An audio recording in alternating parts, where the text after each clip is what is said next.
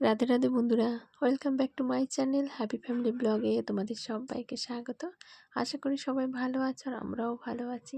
তো দেখো, আজকে অনেকটা খুশি। আর আজকে একদম সকাল সকালই ব্লগটি শুরু করে দিয়েছি। সকাল নয় অবশ্য, কারণ দেখো আজ যেহেতু তোমাদের দাদাভাই বাড়িতে আছে, তো আমি একদম স্নান টান করে পুরো রেডি আর সব কিছু হয়ে গেছে। আর আমার পুজোও হয়ে গেছে, তো সকালেই পুজোটা করে দিয়েছি এই কারণে যে রান্না বান্না করবো, তো অনেক কাজ থাকে। আর স্নান করে না পুজো না দিলে একদমই ভালো লাগে না, তো বাকি কাজগুলো করে তখন আর পুজো দেওয়া যাবে না, সেই জন্য। আর আমার গপু দেখো ঘুমোচ্ছে, তার মানে আমি এখন একদম ঝাড়া হাত পা পুরো ঝটফট করে কাজগুলো করে নেব। আর স্নানটাই হলো আমার সবথেকে বড় কাজ, সেজন্য সেইটাই আগে করে নিয়েছি। আর এখন তোমাদের দাদাভাই বাজারে গেছে। তো আজকে আমার এক বড়মশাই একটু আবদার করলো যে আজকে যখন বাড়িতে আছি, সবসময় তো হয়ে ওঠে না ছুটির দিনগুলো ছাড়া। আর আজ যেহেতু বাড়িতে আছি, তো একটা আবদার রাখবে। তা বললাম বলো। তা বললো আজকে একটু তোমাকে একটু কষ্ট করতে হবে। আমি কী কষ্ট? যে বলছে একটা জিনিস খেতে ইচ্ছে করছে, একটু রান্না করে দেবো। আমি বললাম, ঠিক আছে, কোনো ব্যাপার না। তো বলছি কী হবে? তা বললো আজকে ফ্রাইড রাইস হবে আর চিলি চিকেন হবে। তা বললাম ঠিক আছে, কোনো ব্যাপার না, তুমি এনে দিলেই আমি রান্না করে দেবো। কারণ আমি রান্না করতে ভালোবাসি আর তুমি খেতে ভালোবাসো, তো আমার এতে কোনো অসুবিধে নেই। আর তোমাদের দাদাভাই বাজারে গেছে, তো বাজার থেকে ও সব নিয়ে আসুক, দেখি কী আনে। তো যা বলেছে তাই আনবে। আর সকালে চাটা খেয়েই মানে ও বাজারে গেছে, কারণ আমি বলেছি দেখো বাজার থেকে এসে আর চা করবো না, তখন রান্না বান্না করতে হবে।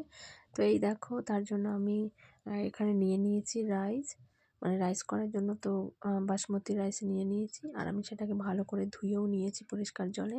আর এদিকে চিকেনটাও আমি ধুয়ে নিয়েছি। আর দেখো একদম পুরো সলিড মাংস নিয়ে এসেছে। আর তোমরা জানো চিলি চিকেন করার জন্য সলিড মাংস না হলে ভালো লাগে না, কারণ হাড় থাকলে সেটা যখন মুখে পড়ে তো একটু অসুবিধে হয়।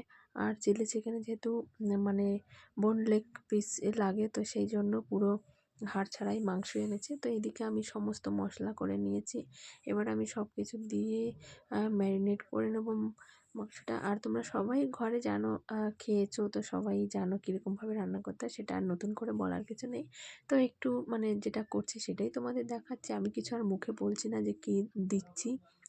আর একটু লঙ্কাটা আমি কম দেবো, কারণ কি যেহেতু আমার গপু ছোট, যেহেতু মানে ও খাবে, কারণ কি ওর সামনে তো আর আমরা খেতে পারবো না। আর ওর জন্য আমি একদম মানে মাংস যে ভেজে রেখেছিলাম সেইগুলো আমি খাইয়েছি, কিন্তু যখনই আমরা খেতে বসি, তোমাদের দাদাভাই খেতে বসে, তো ওর সঙ্গেও মানে বাবার সঙ্গে গপু না খেলে একদমই ওর মানে শান্তি হয় না, ও দুটো খেতেই হবে। তো সেই জন্য আমি একদম কম ঝালে আর কম মশলা দিয়ে আমি করেছি, একদম ঘরোয়াভাবে যেরকম করে সেরকমভাবেই সব কিছুই দিয়েছি, কিন্তু অল্প পরিমাণে অল্প দিয়েছি। তো যাই হোক, এদিকে আমি সমস্ত সব কিছু দিয়ে ভালোভাবে ম্যারিনেশন করে রেখে দেবো আধ ঘন্টার জন্য।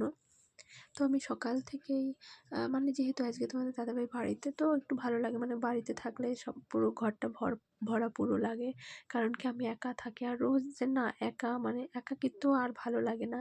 সে বাবুকে নিয়ে সারাদিন আমার কেটে যায় কাজের ওপরে ঠিকই, কিন্তু কোথাও যেন একটা মনে হয় যেন ঘরে একা না ভালো লাগে না, কেমন শূন্য শূন্য লাগে। আর তোমার দাদাভাই থাকলে তো পুরো মানে ঘরটা মানে ভরা ভরা লাগে। কারণ ও বাবুকে নিয়ে খেলে, আমি কাজগুলো করি, আর আনন্দেই কাটে আমাদের তিনজনকার আর ছোট্ট পরিবার, সুখের সংসার। তো যাই হোক, এদিকে রাইসটা হয়ে গেছে, আর আমি সমস্ত কিছু দেখো একদম করে নিয়েই বসেছি।